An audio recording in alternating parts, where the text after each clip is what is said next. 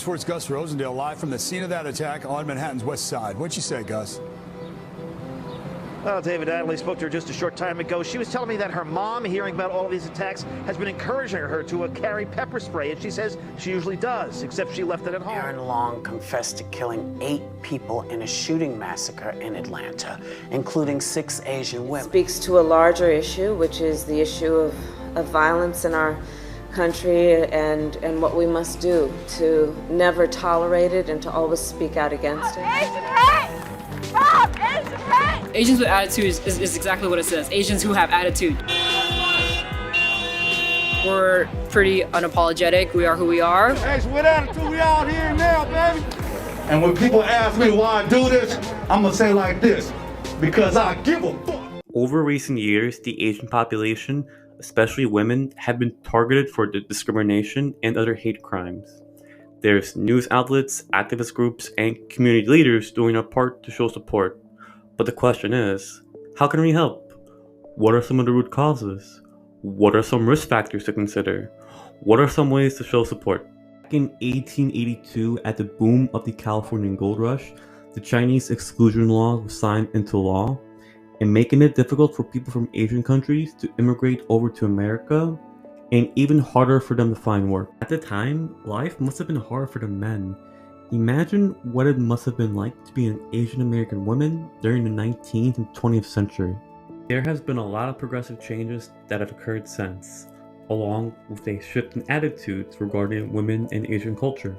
However, many systematic implications that may have happened a long time ago, still many people within this population are facing issues related to both their culture and their gender. Some examples include racism, microaggressions, cultural differences, and acculturation. Racism has been an issue that has affected 48% of Asian women, causing detrimental effects to their mental health and activities of daily living. Microaggressions, like relating a person to their foreign background, can be potentially harmful by reinforcing stereotypes. Cultural differences and acculturation overlap with one another because Asian women often derive their values from their original country but have to adapt and assimilate to the culture of America. Acculturation is almost necessary because without it, people wouldn't be able to fit in with their communities. One example of a cultural stereotype that often exists and reinforced by microaggressions, cultural expectations, and self-imposed standards is the minority model, where Asians are perfect in their performance in the workforce, academics, managing family, and being very well self-disciplined people. This stereotype is an unrealistic fallacy to not only the Asian population, but to those who are culturally illiterate. Now imagine being a part of that culture and feeling the pressure to have to live up to that perfect expectation. There are things both professionals and everyday ordinary people can do to help Asian American women. It's best to pair people together who are more alike.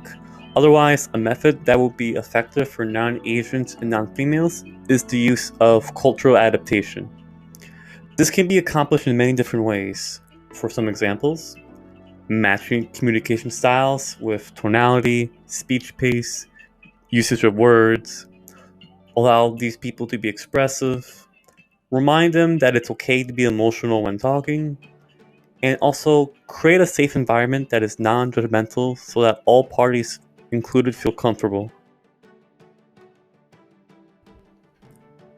It's not easy to be from another culture and have to learn how to survive in an entirely new one. Likewise, it's not always easy to have the background knowledge needed to not only help Asian American women, but other cultures as well. But it's important to engage in these conversations, to be more informed and more connected with the rest of the world, despite the differences among us. Once we break down these differences into smaller bits between us, we can end up finding more similarities between us as a result. By actively communicating and helping those from different backgrounds, we not only learn more about others, but we learn more about ourselves as well. Thank you for watching. Any feedback or comments would be appreciated.